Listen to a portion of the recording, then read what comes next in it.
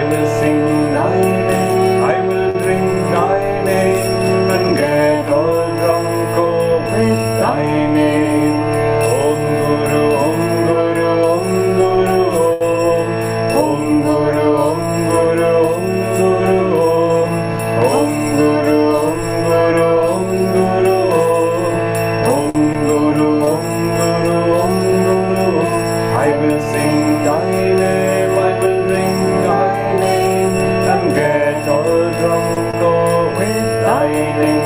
I will sing thy name, I will drink thy name, and get all drunk with thy name. I will sing thy name, I will drink thy name, and get all drunk with thy name. Sing thy name, I will drink thy name, and get all drunk with thy name.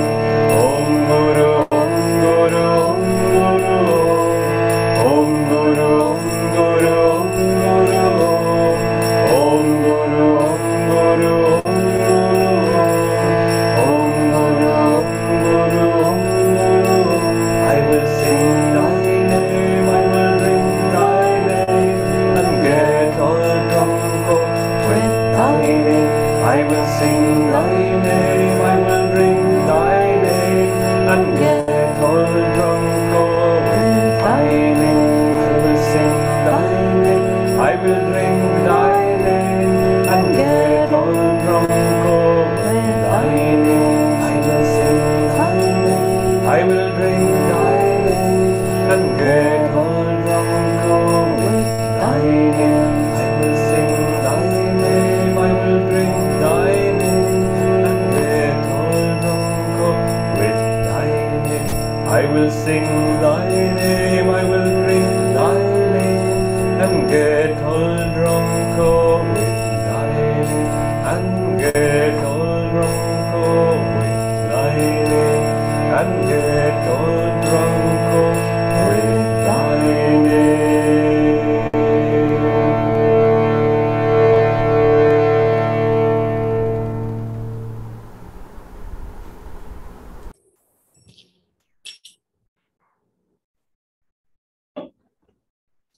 Let's just close our eyes if we can, and just try to gaze upwards, draw the devotion of our hearts from the chanting, from the invocation into a prayer. You can join your palms together. Let's pray together, invoking the presence of the Masters. Heavenly Father, Divine Mother, Friend, Beloved God, Great Masters, Jesus Christ, Babaji Krishna, Lahiri Mashe, Swami Shri Yukteswar, Beloved Guru, Paramhansa Yogananda, saints of all religions, we humbly bow before you all. Beloved Masters, bless us with your presence this evening. May we always feel your inspiration, your ever new joy in our hearts, and may we always share that with all whom we meet. Om Shanti, Shanti, Shanti. Maybe we'll do one more chant and then take this into a brief meditation together. So this is Sri Yogananda. Guide to inner freedom, steal into my heart of hearts, banish my delusions.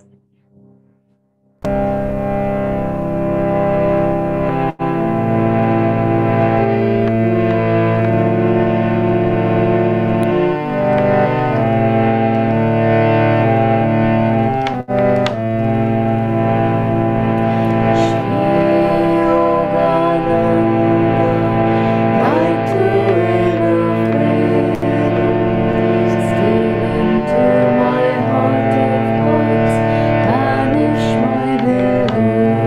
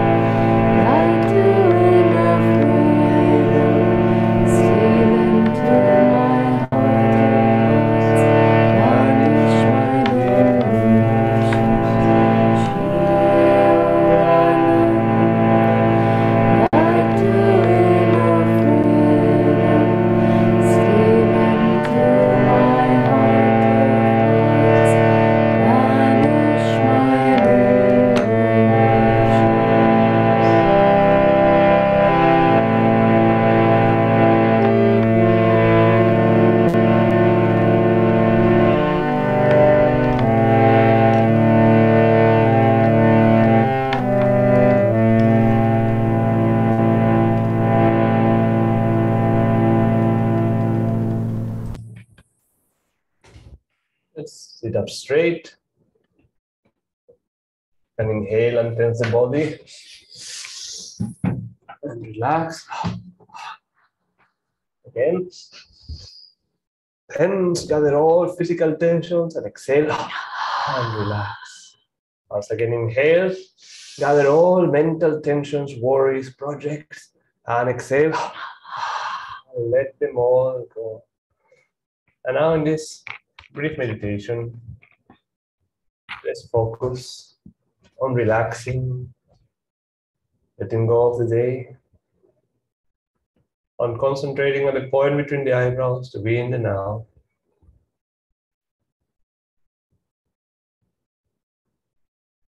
To commune with one another, to commune with the divine through one another.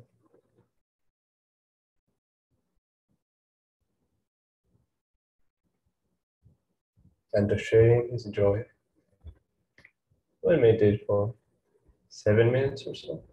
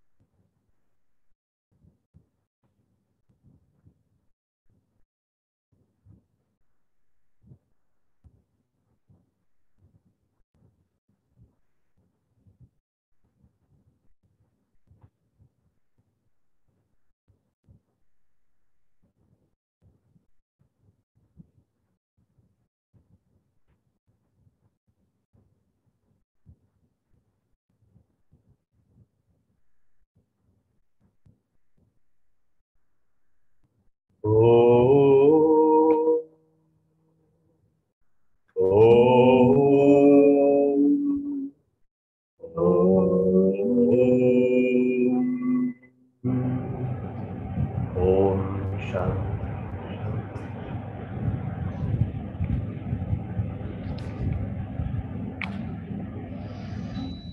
good evening once again, and enjoy to see some of you, and will be lovely to see more faces if at all possible. It's always good to see who we are speaking with. It always helps, and it's just good. Already with Zoom, sometimes it's a little harder to have this exchange of energy, but when we have the faces, at least it also helps. It also helps if we make a joke to see if people are laughing or not, and to see if it was understood. So we would like to start today. Shamini, if you know Shamini and I, which you may not, but we often like to start with one of Swamiji's songs, anything that we do. And this is a tradition that Swamiji himself would do before his talks. And we really love sharing his music. So that's tip number one, I guess. If you want to say about inspiration, Swami Kriyananda's music certainly is one of the biggest fountains of inspiration that we have found on the path. So this is a lovely song called God's Call Within. It's a very deep song, actually. And we'll share the lyrics. There are a lot of lyrics. And so you can also have an idea of what we are singing, perhaps sing along if you know the melody, and just enjoy.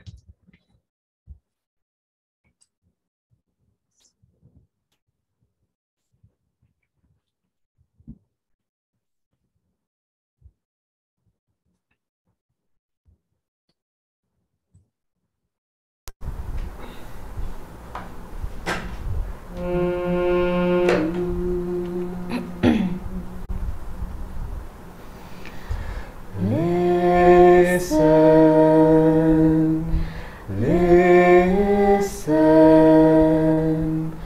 whispering within your soul, hints of laughter, hints of joy, sweet songs of sadness, of quenchless yearning for the light, for my love, your true home.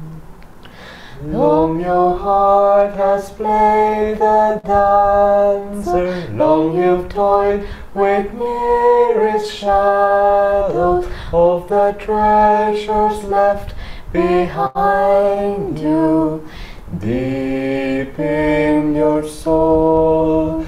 Long you've plumbed the dark for answers, long you've begged from beggars' empty hands. Gifts of life they too were seeking, gifts none could share. Friend, how long will you wander? Friend, as long as you seek your home in a land where all are strangers, love locks her door. Leave to the weak his grave, and life to the coward leave his dreaming. Oh, my saint, wake up, reclaim the light, seek the truth behind all seeming. Leave to the weak his grave, and life to the coward leave his dreaming. Oh, my saint, wake up, reclaim the light, seek the truth behind all seeming. Turn, turn, turn within, in silence of soul, in cave of love, find my abode. Listen,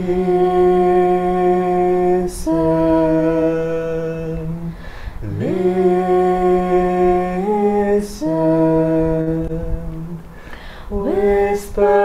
whispering within your soul, hints of laughter, hints of joy, sweet songs of sadness, of quenchless yearning for the light, for my love, your true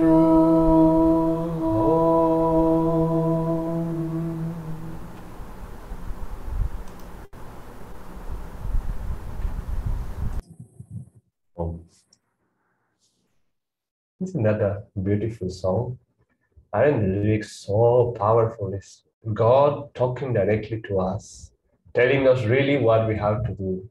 Forsake delusions, forget trying to find whatever you're seeking in people. They are also beggars. They are also trying to seek to find that same thing that you are trying to find in things. Just summon up the strength, summon up the courage. Oh, my saint, wake up, reclaim the light, seek the truth. Isn't that a very inspiring thing in itself to think, just think that God is actually constantly telling us that. Wake up from this little delusion, wake up from that little delusion, wake up from thinking you will be happy in this way, in that way. And just thinking of that, one just can not help it but feel inspired that it is right there. He's whispering all the time to us.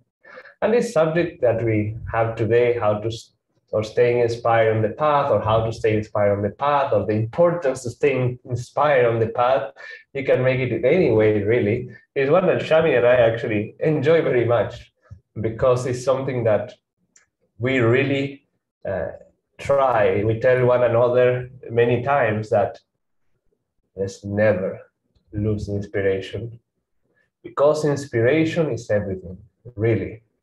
If you think of it, really, usually the things that you do well, usually the things that you find fulfillment, usually the things that get you somewhere are the things that you do with inspiration. Isn't it so? I know Shamini, Diti also, they are beautiful artists. And I know for a fact Shamini, but I assume also Diti is the same way. When there's the painting starts, a lot of inspiration is there that you can see, you can feel it just being around them. And it makes you want to paint, not all the time, but some of us require it more convincing. But just, I know when I see Shamini painting, it's a whole aura there that is very, very inspiring. And I know she enjoys it very much. But we all have something or the other that is that way, that it really touches us in some way. Ideally, the spiritual path should be that one thing, or at least one of those things.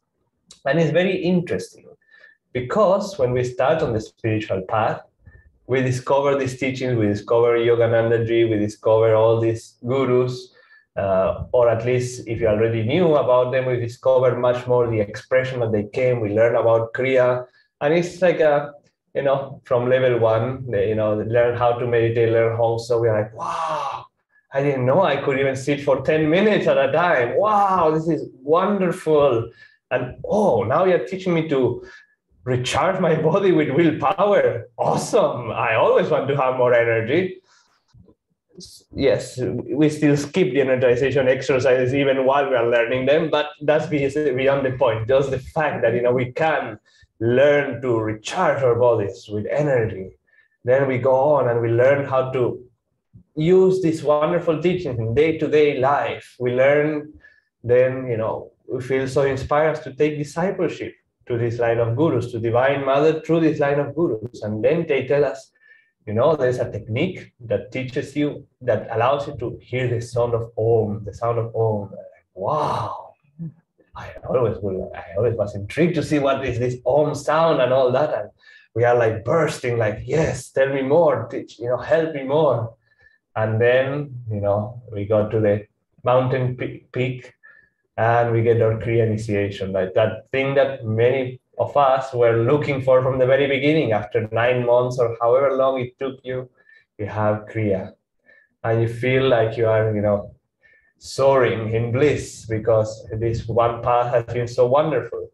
You know, different people to different degrees, but there is that sense of fulfillment because we feel like we're always learning something new, that we're always moving. And then, you know, we get our Kriya, we start doing it, and we attend satsang, we attend these things. And maybe 1 year passes or less time passes, and they say, is there anything else on the spiritual path? I'm doing Kriya, I'm listening to people talk, I'm coming with Guru Bhais. And you see that if we are not careful, you probably, if you stayed around for even a few years, you see how it is. People are very inspired, they come for everything. And for everything, they feel such wonderful inspiration. And then as the time goes by, and suddenly you never see them again. Many people are like that. You literally never see them again. You may see them after a few years and they say, oh yes, I stopped doing Kriya. I think I should review, or perhaps I'll start from the very beginning because I haven't done Kriya for a very long time, or things of the sort. So what happened with that inspiration? Is it even possible to keep that inspiration all throughout? Is really inspiration in a way is a matter of life and death on the spiritual path. Because if we don't feel inspired to some degree, we are not going to be able to do our techniques or practices or even self-offering very well. As well as, you know, when you don't feel inspired to cook or you don't feel inspired to clean the house or whatever, you're probably going to do it a little grumpy, you know, and we don't want to do our time with God grumpy. We want to do it as joyful as we can, and so on and so forth. So actually, inspiration on the spiritual path is one of the most important things, and we must all find how to be inspired. So Shamini will get us started. Now I'll do it an introduction, and then I'll share a few more words. And then we want to have interaction with you as well, if there is anything. But very, very nice to see many of you. We put it on gallery view here so we can see you, and also to see names and some familiar names. It's just really a joy. And also just one of my inspiration this week was actually when Diti shared with all of us about the updates of the Tulsi Bush Shrine and in Kolkata and how the renovations and everything. And we are really, I mean, I think all of us are getting very, very excited that when can we come and just have a pilgrimage and meet all of you and have satsang in Master's home. I mean, that's our home. So really, thank you so much for the work you all are doing in Kolkata, because really it's our most blessed place in India, really. It's our homes, really, isn't it? And just, we were thinking today, should we do a Bengali chant? You know, Bara was saying in the beginning, I was like, I don't think we should push it. Like, we've never even practiced a Bengali chant. Like, maybe we should practice and once ask Diti, how's our pronunciation? And probably you get it off also. Yeah. So anyway, just a little bit about, you know, just that's kind of our inspiration. One thing I wanted to more focus on, it's really like, as Barakil was saying, it's such an important part of the spiritual path. If we don't feel that inspiration, which all of us here have felt, so we know what it feels like, the moment when we got, you know, suddenly got an answer, or we got the autobiography and we read it, or something happened, it touched us inside, and finally there seems to be some answers to all this vague stuff that's been happening. You know, life seemed to be a mystery, and suddenly there seems to be some inspiration there. There seems to be something more to it. And to hold on to that inspiration from when we first came, that's also a good trick, you know, to always come back to when I first came, how I came, you know, with a lot of vigor. And one way to also do that is to really enjoy it from the people who keep joining the Sangha. We are so fortunate, though, in Ananda. There's always, Master keeps sending us so many new devotees who keep coming in, and they come with that, you know, what Barakil was talking, that enthusiasm. And sometimes it's very easy to enjoy the inspiration from that and remember our own, you know, when we used to be that devotee. But also just to look in everyday life for our week. Let's say now it's Sunday, the week has gone by. We've had, all of us, I'm sure, a lot of things have happened this week that Master has given us, specifically designed for you, tailor-made almost, situations, interactions. Somebody said something, you got a chance to do something, you got a chance to learn something, somebody pointed out something, whatever it may be, where he was very actively there. He was very actively trying to inspire, trying to share something with us. And it's very important for us. This is something I've laid that's been very close to our heart, my heart especially. Like I was saying this week, the thing of, wow, this, the Tulsi bush shrine for many of us, it was again, it's a collective inspiration of just the way Master's re-inspiring through his childhood friend's home. It touches inside something, and pay attention to that. Don't just say, oh, how lovely, and switch to the next WhatsApp messages. Wait a minute, there's something very nice like that. Somebody, a friend will come and say something, can you please tell me this? And suddenly you got to share some inspiration with them. That was Master using you as an instrument, perhaps. Or sometimes it can come in difficult situations. Something difficult happens, a conflict or some situation, somebody was unkind.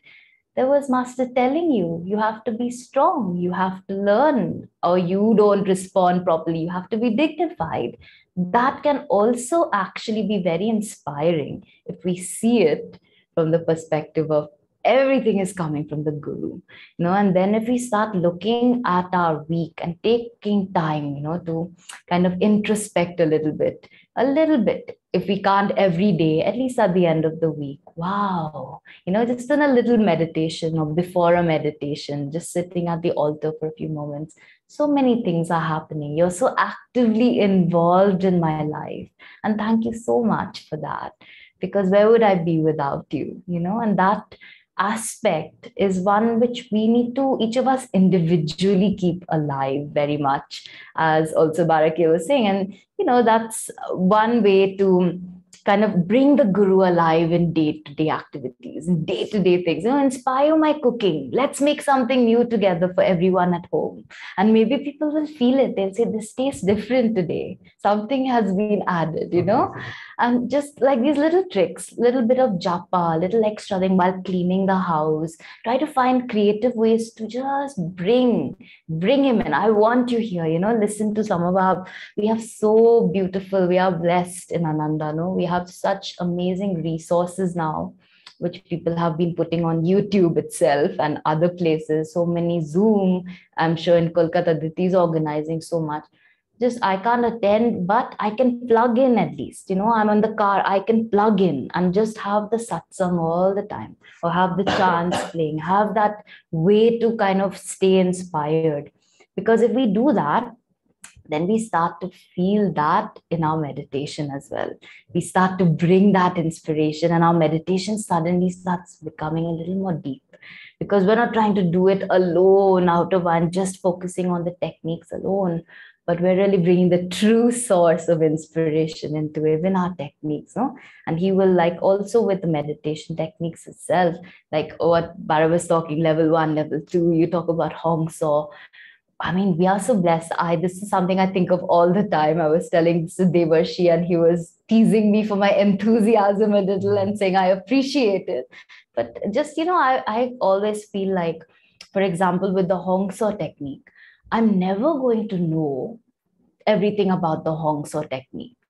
I mean, there's always something new, some new aspect to discover as I'm practicing, some new level of depth to reach with that technique.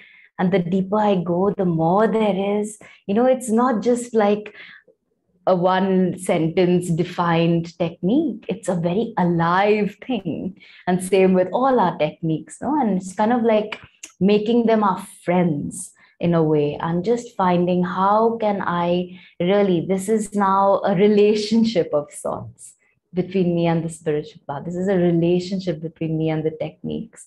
And also finding other ways other than the techniques. The last thing I'll say, that's a little bit about, I can say also for Diti and me with art, that becomes easy. We have a we like to paint, so you keep painting, and then that becomes a creative thing. But all of us have something, as also again he was saying, just make sure to bring your spiritual inspiration into that one thing. So even for me, I used to paint a little bit before I came to the spiritual path, but I never was really trained as an artist. But when I came to the spiritual path, we were actually living outside, outside Pune. We have a property there. I know some of you have visited, of course. I don't know if all of you know about it. It's a beautiful ashram community, and many of us were living there for some time. And so I got to spend a little, like about couple of years there as I was just moving into Ananda and starting my spiritual life. So of course, it was a lot of, over there, it's out of the city. So no Wi-Fi, no Netflix. That time there was no Netflix anyway. No time to waste on technology and all that. So I would just, I couldn't also just sit and meditate the whole evening. By 8 o'clock, we would all be in our rooms, our own individual kutirs. And I would not be like, okay, great, I'm going to have a 6-hour meditation now or something. I was very new. So I took up my art, and I took up my paintbrushes, my colors and all. And I would just plug in something of Swamiji. We have so many talks of his, something of Master, listen to the chants. And I just started painting through that. And what happened through that was I found a way, like I already love painting, I found a way to bring them into what I already love to do. And they started becoming a deeper part of me. So it's like flowing through you in color, it's flowing through you in cooking, it's flowing through you in whatever, gardening. I know many people love that now, but just finding those ways, where their vibration can flow through us. That's also another way to keep that inspiration very much alive in us. So back to Bara, and then we open it up to all of you also. Thank you so much, Shamini.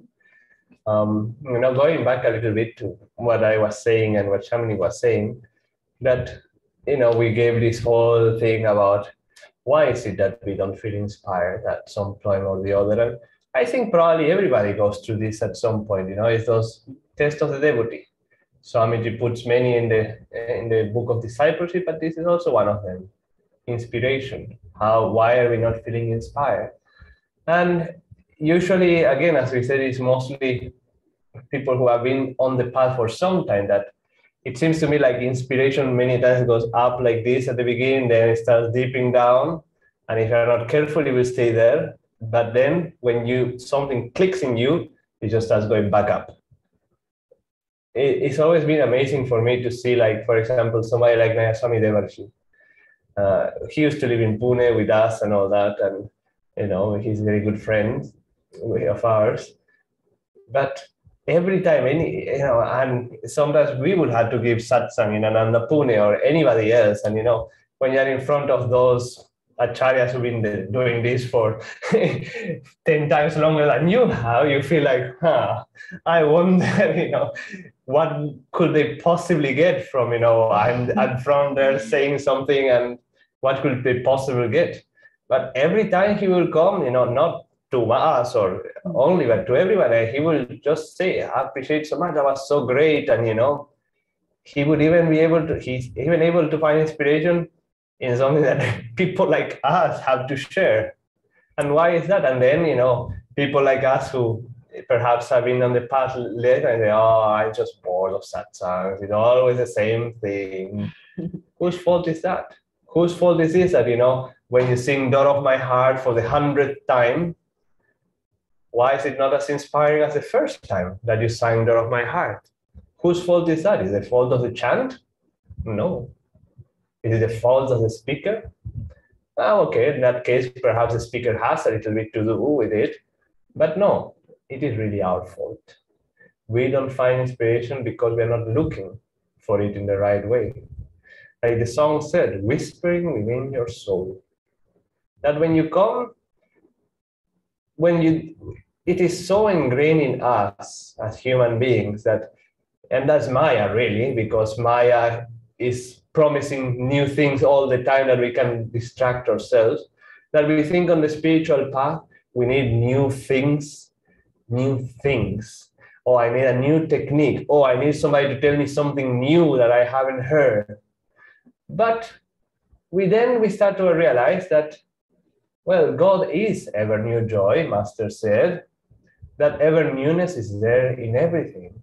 And even, I think we all have this experience at least. We read the autobiography of a yogi for the 10th time. We still feel inspired. We still find new things, isn't it? Well, if somebody says the same quote of Master after you heard 100 times, is there not something new that you can find there?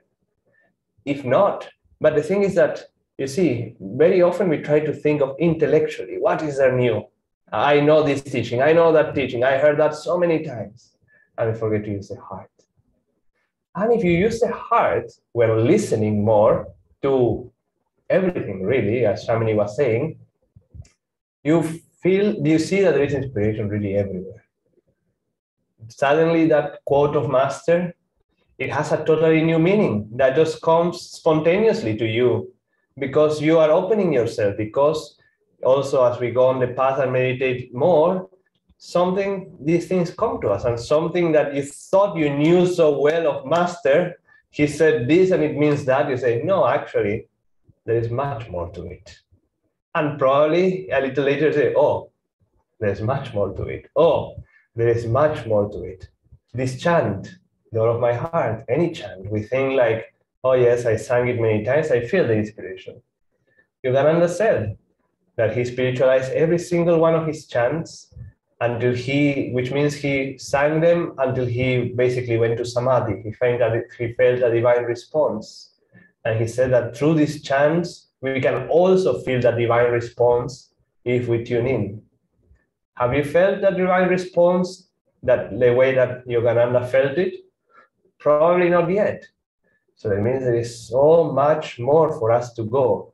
And if you engage all these things with the heart and less with the intellect that say, okay, maybe if I do this chant 1,000,000 times, perhaps that's the magic number where I find a response.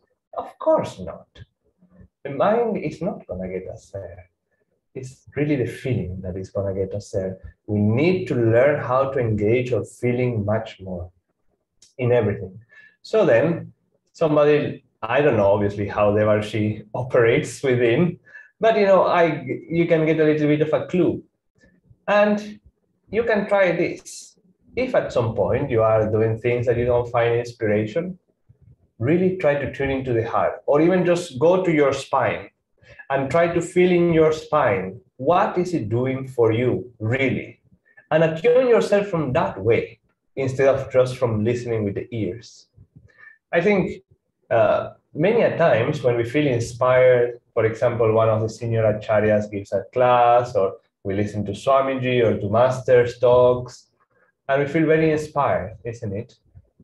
But very often we really don't know why we feel inspired.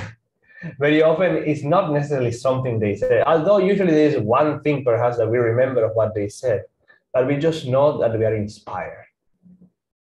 And if we feel that, it's because we are using the heart. Because we are not attuning ourselves only with the ears. Yes, obviously, the intellect also wants to be satisfied, so people should not just say anything. Yeah, the intellect is also good to get it. I like it when, Naya Swami Jaya brings a new aspect of something like, that I never thought of. And wow, that's wonderful. There's even this. But when we add the heart to it, then you will see that ever newness of God can come to us. So very important point. If you really don't feel inspired by Master's teachings, have everything we need. There is so many traditions and so many gurus, and it's wonderful. Yeah, it's wonderful. Everybody needs to have someone.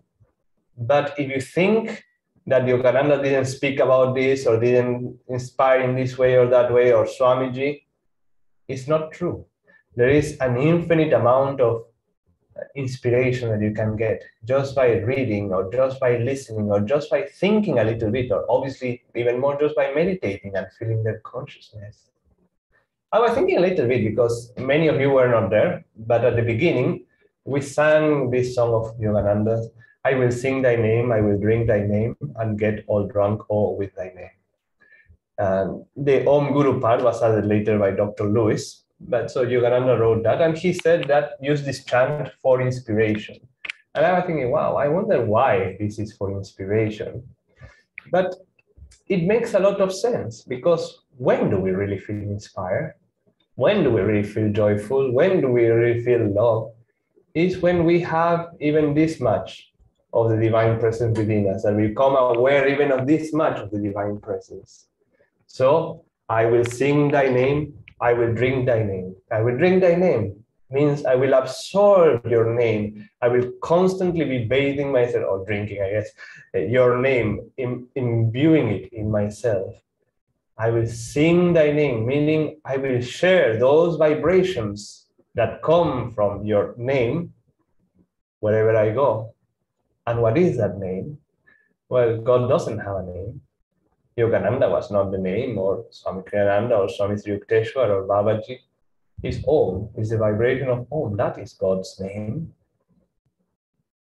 So this chant is telling us that creative vibration, I will fill myself with that creative vibration. I will share that vibration with everyone. And like that, I will always be uplifted in that consciousness.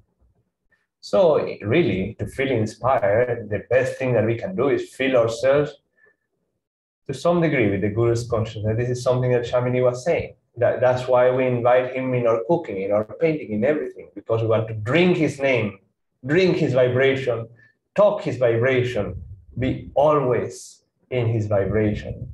If you bring Master to any situation, as Shamini was saying, it's just such a joy. Even to difficult situations, you will start seeing the funniness of them or the ridiculousness, and you just have a good chuckle with Master, and then then you roll up your sleeves and go take care of it, obviously. But still, it just changes the whole picture. So really, when we think of this topic of I'm not inspired, realize that it is our fault. And it is something that is up to us to really fix. It's not up to the acharyas or anybody else to fix. It is up to us and to put that effort. Now, the last thing that I wanted to say is that, one of the greatest gifts that Ananda has given us is just satsang, Guru Bhais. And never underestimate the power of Guru Bhais. When we come together, especially in person, we are very happy to see that many of you are meeting in person. It just has a different thing altogether. Other devotees will help uplift your energy. As Shamini was saying, when new people come, but also some of the elderly people, not elderly people, but some of the senior devotees also, or people who have been even a little longer. There are certain qualities that they have. When you think of, let's say, Jyotishan Devi, everybody knows Jyotishan Devi. There are very different qualities that they express. Swami Jaya, Swami Devarshi, Swami Dhyana, and even Jamal, or Dipti, or Shamini, or whoever. These devotees, they all are so unique, and they have something uniquely inspiring. And when you start seeing that in devotees, instead of just going there and talking about the weather and talking about this or that, yeah, we can do a little bit of that. So see them for what kind of divine spark are they projecting, and be like, wow, look at that. This person is so unique in this particular way. And not to be jealous or anything, or say, I wish I was like that, but to be inspired, to see how much God is flowing through other people as well. And also, when we are with devotees, it's important to remember how are we with them. That, we don't spend perhaps, if you are married, like we are married and we are devotees, so that's wonderful. But many of you perhaps don't have a lot of time with other devotees. When you do come across devotees, see what you speak about. See what are you projecting out. It's not that you had to fake it and say like, oh, God, God, God, beautiful, God. No, don't fake it. but try to have uplifting conversations. Try to do something that will bring the energy up when you interact, when you talk, if you need to talk. I know, like Shamini and I, it's one of the favorite parts of my favorite parts of our relationship. We've been married for 4 years, which is an okay amount of time, I guess. I'm sure you have been married for way longer than that, but it doesn't matter.